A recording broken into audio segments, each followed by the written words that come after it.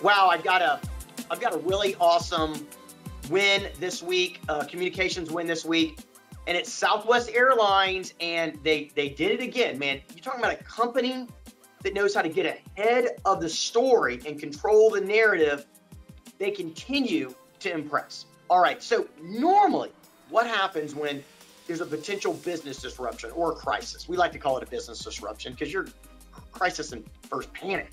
Disruption implies you're gonna get through it, and you are gonna get through it, just like Southwest is also. So let's frame exactly what this guy right here did. He's the CEO of Southwest Airlines, Gary Kelly. So they're facing a massive disruption right now, and they have a choice: control the narrative or let it control them. Get ahead of the story or let other people control their destiny. They went out early, and so here are the facts. You guys know I like to put on my law hat every now and then. Just the facts is: one, Southwest is losing about 17 million a day in the third quarter. I know, I'm shocked. 17 million a day, not 17 million for a quarter. It's a big company, but that's a lot of money to lose every day.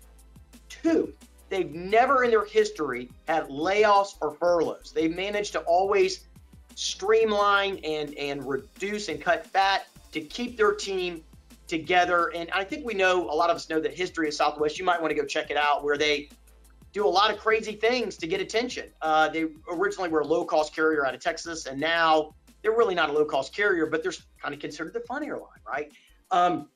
And so here's what the CEO did. We're losing money hand over fist. Not exactly Gary's words here, and this is Gary on the screen here. Look at his pro move, like what a pro guy's got a medal around his neck. I don't know what it's for. Probably being awesome, I guess. So here's what he did. He ended his salary until the end of 2021.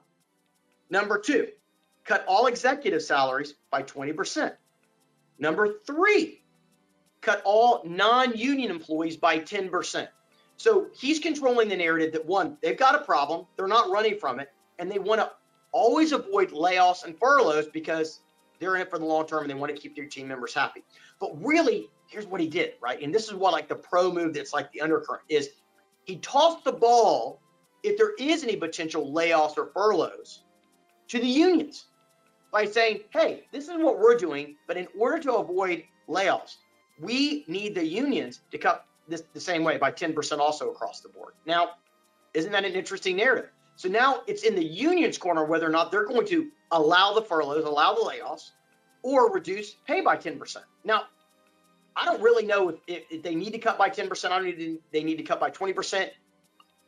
But it's interesting how Southwest has pushed off the responsibility, the story narrative, to the unions that don't actually run the company. They run the unions, right? So, wow, what a pro move.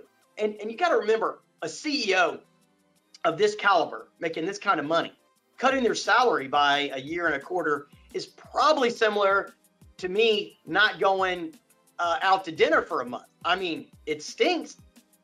I want to go out to dinner, but it doesn't really impact my life. So really, him cutting his salary for a year and a quarter doesn't really impact his life that much, but it was still a very pro move to force pressure on the unions to respond in a way that doesn't get anyone fired, right?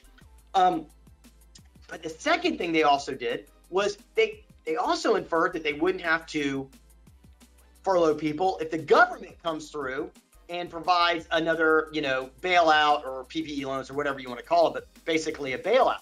So they're getting ahead of the story that by the end of the year, if they have to, for the first time, cut jobs and furlough people, that really they're owning the story. They're owning the communications by letting everyone know they've done everything they can to support their team.